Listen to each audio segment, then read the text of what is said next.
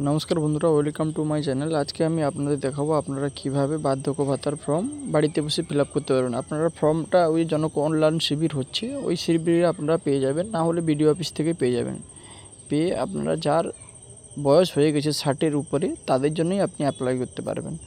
অবশ্যই ভারতীয় নাগরিক হতে হবে, যার জন্য আপনাকে ফর্ম নিতে হবে। ফর্ম নিয়ে দেখুন রাইট সাইডে যেখানে একটা আধার এখানে ফটো দেওয়ার অপশান আছে, ওইখানে আপনি যিনি করছেন ওনারটা ফটো দিতে হবে। তারপর নিচে দেখুন ওখানে অ্যাপ্লিকেন্ট নেম আছে, পার্সোনাল ডিটেলস ঘরে অ্যাপ্লিকেন্ট নেম ক্যাপিটাল লেটারে দেখবেন। ফার্স্ট নেম যা নাম হবে, যদি মিডল নেম থাকে মিডল নেম লিখবেন, না হলে লাস্ট নেম যা হতে পারে সেই হিসাবে আপনি লিখবেন। না হলে যদি ফার্স্ট নেম আর লাস্ট নেম থাকে তাহলে মিডল নেম ঘরটা অপশনাল খালি থাকবে। তারপরে জেন্ডার মেল ফিমেল আদার্স যা হবে আপনি সেই হিসাবে করবেন। নিচে দেখুন ডেট অফ বার্থ লেখা আছে, ওটা আপনার পাশে ডে হবে, তারপরে ইয়ার মান্থ হবে, তারপরে ইয়ার হবে, এই হিসাবে আপনাকে লিখতে হবে। তার নিচে দেখুন as on 1 January the current year, মানে এই বছর 1 জানুয়ারি আপনার বয়স কত ছিল সেইটা আপনি এখানে লিখে। কারেন্ট ইয়ারের 1 জানুয়ারি অ্যাপ্লিকেন্টের ডেট কত ছিল ওটা আপনি আরামসে বাড়িতে বসে করতে পারবেন, মাইনাস করে দিতে হবে। কারেন্ট ইয়ারের যে 1/1/2026 থেকে আপনি ডেট অফ বার্থ যবেভাবে মাইনাস করলে পারফেক্ট দিন ইয়ার মাস সব বেরিয়ে আসবে। এই হিসাবে আপনারা করে এখানে লিখে দেবেন 60-62, মিনিমাম তো 60-এর উপরে হতেই হবে, নাহলে আপনি অ্যাপ্লিকেবল করতে পারবেন না। তো যা হবে আপনার হিসাবে আপনি ওইখানে দিয়ে এটা ফিল আপ করবেন। তারপরের স্টেপে দেখুন আরেকটা নিচের ঠিক তার নিচের ঘরে আছে দেখুন ফাদার্স নেম মাদার্স নেম, আপনার যিনি অ্যাপ্লিকেন্ট তার বাবার নাম এবং নিচে মায়ের নাম same, first name middle name last name, যদি থাকে মিডল নেম লিখবেন, নাহলে মিডল ঘরটা খালি থাকবে, ঠিক আছে। তারপরে কাস্ট, আপনি যে কাস্টে হবেন সেই কাস্টের ঘরে আপনি টিক চিহ্ন দেবেন। তারপরে ম্যারিটাল স্ট্যাটাস, মানে আপনি বিবাহিত না অবিবাহিত, যদি বিবাহিত হন তো লিখবেন ম্যারিড, না হলে আনম্যারিড লিখবেন। তারপর নিচে দেখুন স্পাউজ নেম, ইফ যদি আপনার স্ত্রী থেকে থাকে তো আপনি সেখানে স্ত্রীর নাম লিখবেন।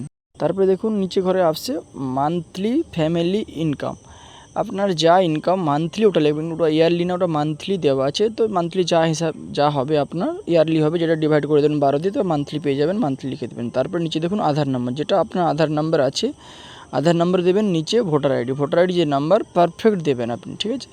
ওটা রাইট দেওয়ার জরুরি আছে, কেন ওই হিসাবে আপনার ডেটটাও ভেরিফাই হবে আর আপনার জন্য অ্যাপ্রুভালটা পেতে সাহায্য করবে।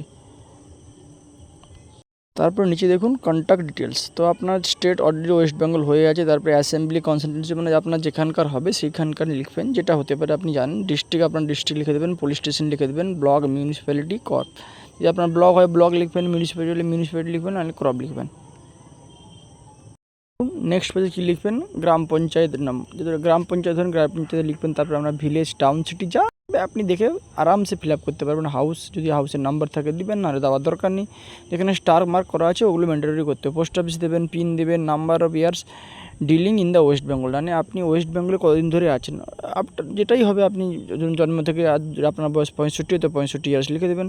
তারপরে mobile number, email ইপ applique mobile নাম্বারটা দেবেন। তারপরে আপনার যদি ইমেল আইডি থাকে তো ইমেল আইডি দেবেন, না হলে দেওয়ার দরকার নেই, দিতে পারেন, দিলে ইন ফিউচারে হয়তো কোনো নোটিফিকেশান আসতে পারে ওখানে। নিচে দেখুন তারপরে আছে ব্যাঙ্ক ডিটেলস, তো এইখানে আপনাকে ভালোভাবে ভরতে হবে ব্যাঙ্ক ডিটেলস, যেটাই আপনার বার্ধক্য ভাতার টাকাটা আসবে।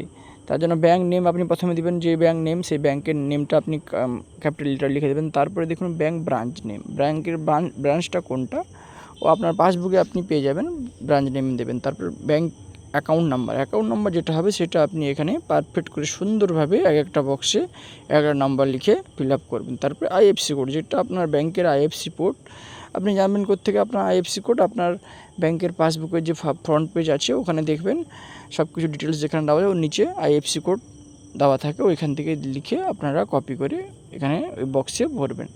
তাই সুন্দরভাবে আপনারা এটা বুঝতে পারছেন কীভাবে ভরবেন, ইজিলি আপনারা ভরতে পারবেন, এখানে কোনো কষ্ট নেই, সব ইজিলি ভরতে পারবেন, কারোর সাহায্য নেওয়ার দরকার নেই। আপনারা যদি একটু পড়তে পারেন নিজেরা বাড়িতে বসেই করতে পারবেন। চলুন তারপরে কী করে, তারপরে দেখুন নিচের অপশান, যখন ব্যাঙ্ক ডিটেলস অ্যাকাউন্ট ডিটেলস পূরণ হয়ে যাবে তারপরে উপরের দিকে গেলে দেখুন সেলফ ডিক্লারেশন, এখানে আপনি সেলফ ডিক্লেয়ার করবেন।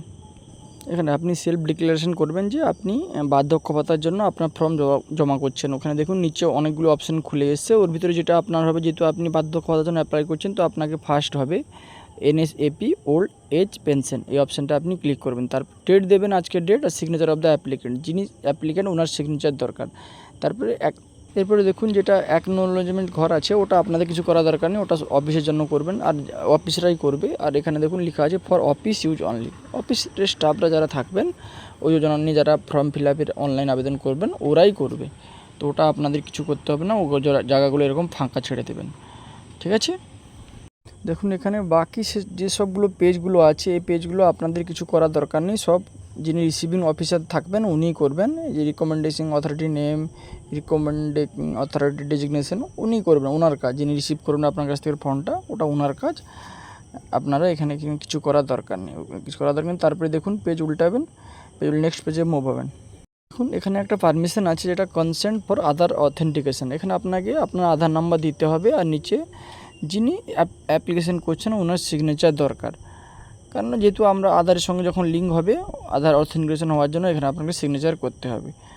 জাস্ট নিচে দেখুন ওটা বাংলায় লেখা আছে, লেখা ছিল নিচে বাংলা লেখা আছে। আর এখানে একটা কথা আপনাদের মনে রাখতে হবে, এখানে আপনাদের কী কী ডকুমেন্ট লাগবে আমি বলে দিচ্ছি, আপনাদের এখানে অলরেডি ফর্মে দেওয়াই আছে।